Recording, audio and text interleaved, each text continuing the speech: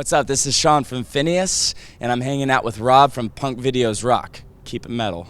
Third album, first one with Artery Recordings. What was it like going into this record, having a bigger label behind you? I mean, really, we got to sit back and do what we wanted to do with the record and with the music, and having this be the first album with Daniel on it, it really, kind of evolved our sound in a way that I feel like is a lot more technical, but focused at the same time. And so being with Artery has been a massive blessing. I mean, we have an incredible team of people working and, wanting us to just do us, And so all of the details of whether or not we're going to have like a budget, or whether or not we're going to have a place to record, or or whether the album's going to be released on time, or if like the pre-orders are going to make it out, like all these different variables that we used to have to worry about, like they're just taken care of, and so having that team has been incredible, and we're very, very stoked on it. So the fact that you guys didn't really have to stress out about the behind the scenes of this, what was it like going into the studio? Were you able to focus more on your music, on your writing? How was that this time around? Absolutely. I mean, got to completely focus on the music, I know that this was definitely like the first record that we've recorded where I felt completely focused, to where I wasn't doing other things, or and I feel like I can say the same for the other guys. I mean, there's always like decisions that we have to make because it's our band and stuff, but at the end of the day, it's not us like actually doing those things, or seeking out those opportunities. That's that's Scott Lee, our manager. That's Mike Milford. That's Shandan. That's Matt Anderson. That's all these other people that like have kind of come alongside us and really helped us out a lot. So I got to really spend a lot of time on the lyrics, and I feel very, very confident lyrically in this on this record. And as far as performance wise, like it's kind of found who I am as far as a vocalist on this record. So what do you think it was that made you find the vocalist inside you? It was, well, I mean, I've been screaming for like 10 years, and just kind of noticed that I'm never going to stop learning. And going into this record, I recorded the first song, which was Dead Choir, recorded that, and just wasn't able to hit like these lows that I really wanted to, that I felt like I could live. And then when we got to Forever West, like, I don't know, like out of frustration or something, I just tried screaming a different way. It ended up being the way that I scream live, and I was just never able to record it on the first two records. Interesting. I don't know why. So you needed that crowd right there in front of you. Yeah, it's yeah. And so I don't know, it just, that happened, and now that is like all over the rest of the record. And so for me that was huge, because I knew I could do it live. It had just never been recorded. Anyways, but yeah, then that mixed with lyrically being able to hone in and focus and tell some stories through the lyrics, and be a lot more transparent, I feel like, with myself, and kind of give myself over to vulnerability, whereas I feel like I've been afraid to do that in the past. So why do you think you've been afraid? I mean, music is where you feel most comfortable. No, so totally. Why do you think that's been happening? I don't know, and I mean, like there's a lot of lyrics in the first two records where I definitely am just like, hey, this is what's going on, but I feel like with this one there's not really any room for interpretation with certain things, whereas on the old records I would try and like describe it poetically or something like that, to where like people wouldn't know what I was dealing with, which like I would talk to anybody about it. It's just like, I don't know why. I really don't know why, but part of it was also sharing stories about people who are very close to me. There's a song called 7. It's about one of our friends who was mute for 7 years. There's a song about my parents and the craziness that they've been through. There's a song me dealing with kind of a mix of depression and anxiety called Forever West. There's a song dealing directly with adultery called White Livered. There's, it's like just, I feel like it's a very personal album, And then, the song Till the End specifically, the title track, like, that is about a 3-year period of my life where, fear really had a hold on me. And so it's like this crippling, paralyzing thing that, I feel that I was brought out of by the grace of God. So, yeah. Now that you've opened up more on this record, did that affect your live performance at all? I would say it has, in that, like, in the same way that I'm not timid, or I wasn't timid with the lyrics on this. Like, I'm not timid on stage. I don't feel like I've ever been timid on stage, but I feel like it's just it kind of brought about a new mindset. And I don't know, like, just vulnerability, like, just I'm up here doing my thing, whatever. Like, I hope that I am transparent enough for people to see through me and see, because I mean, at the end of the day, I'm a messed up person, Well, aren't we all? Oh, absolutely. I'm a messed up person, but just blessed, and it's by grace that I'm on the stage. So I'm just gonna let go and be free. The last line of the record, of the new record, is "Live free or die till the end." So. Very cool. Now, with as far as a producer goes, who did you end up working with this record? And once again, jumping back to you opening up, I mean, you've been with your bandmates for a while. Your audience has been there for a while. But what was that like, opening up with someone new like the producer right there with you?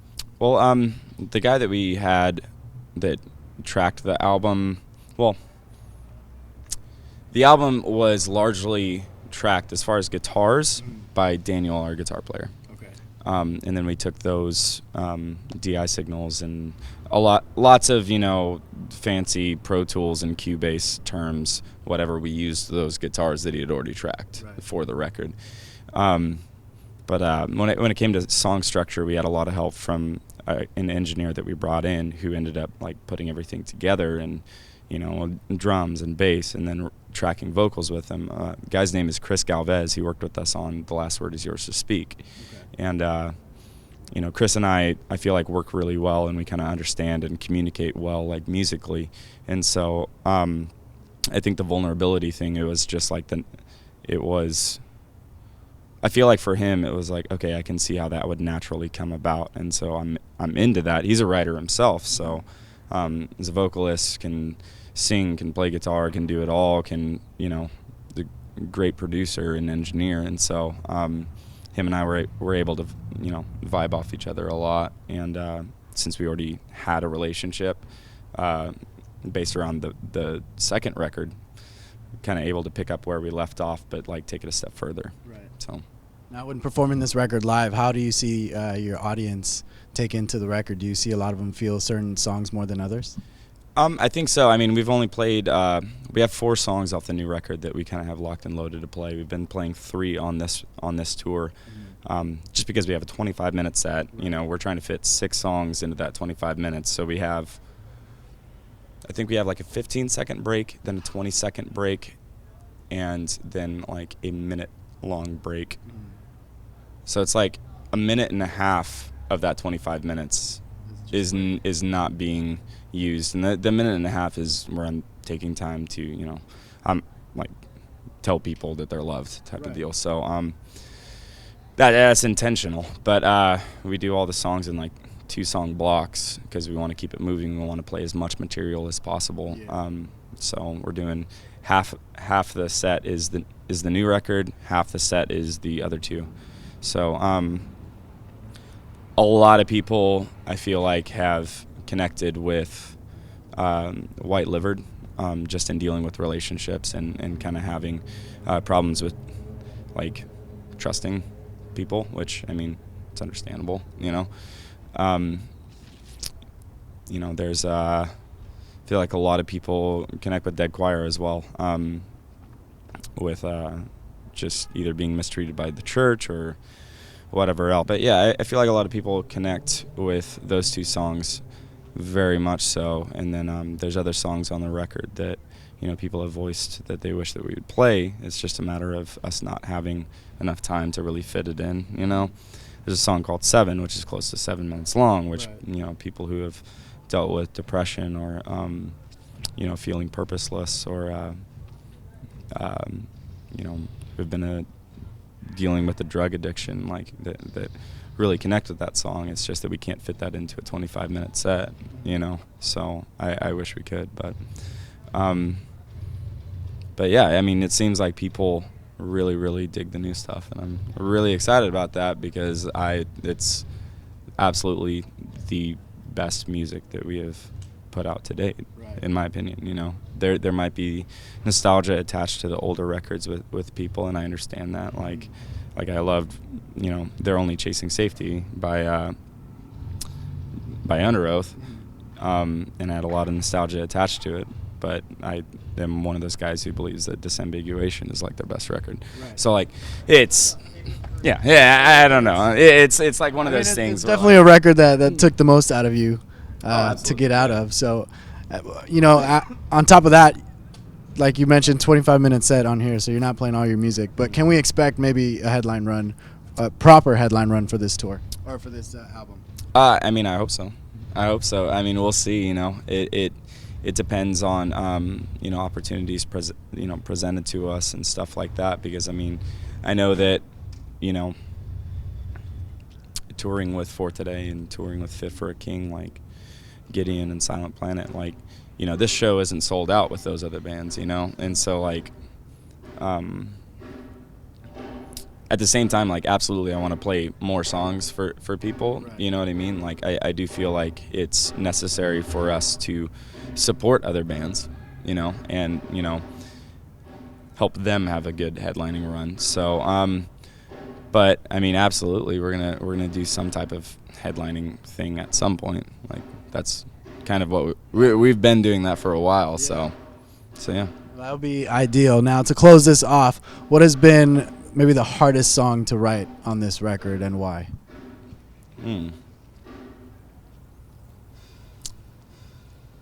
Interesting. I have not been asked that before about this record. I would say Truth Be Told.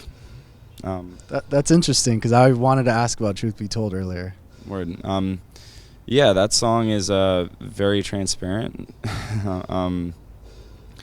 and it hits very, very close to home for me. And like, I remember having a talk with Scott Lee, our manager, about it, because they were wanting to release it as like a single or something. I remember having a talk with him and being like, this talks about my mom having a gun held to her head, and like I don't want this being like a single or being something to like that would like profit the band or something like that, like I like. And she had a very, very, she has a very crazy story, and so she was like what, 12, 13 when that happened. It was from her aunt, like some evil stuff, and some manipulating stuff that went on, and like I said, it hits very close to home for me because my mom means the world to me. But I remember having a talk with him, and he was like, you know what, man, maybe it could help somebody who has been put in a similar situation. I don't want you to think that we're trying to profit off it or anything like that. We just believe that it's a really great song that could help people, And so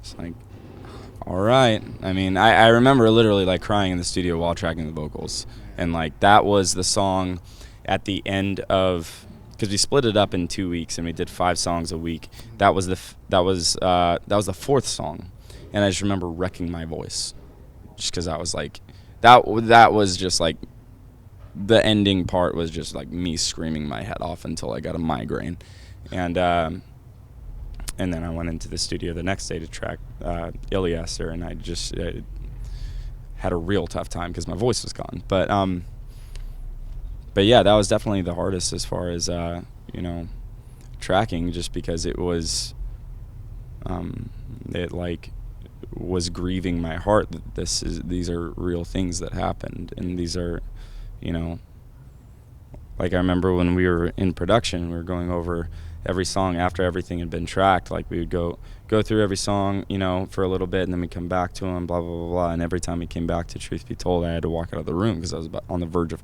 tears. So it's definitely a very tough studio experience. yeah, it wasn't because like that in itself is a freeing thing, to put something down and be like, I like just trusting in God that putting this out there is the right thing to do, you know. So you know, the rest of the record, honestly, like I don't want to say the lyrics were hard to write. I want to say that it was just hard that it was that it was like that song happening or that song existing is a hard thing. You know what I mean? Yeah. So the rest of the record and the lyrics for that song, like, they came together pretty quickly. So that's crazy. You wouldn't expect how much really went into this, you know, on that pain side from you. But you know, it's a great record, and like I said, I hope that there's like a headline tour for it, because I think that every song should definitely get that live performance. Thanks, man. And I know the fans out there want to hear it, so I really appreciate you hanging out with me today, dude. It's been a pleasure. I can't believe it's taken this long to finally meet you guys. I'm from LA as well, so Gotcha, so you guys be sure to check out Phinehas. Pick up the new record Till the End, and it's on Artery Recordings. And don't forget to subscribe to us on Punkvideosrock. Thanks for watching, guys.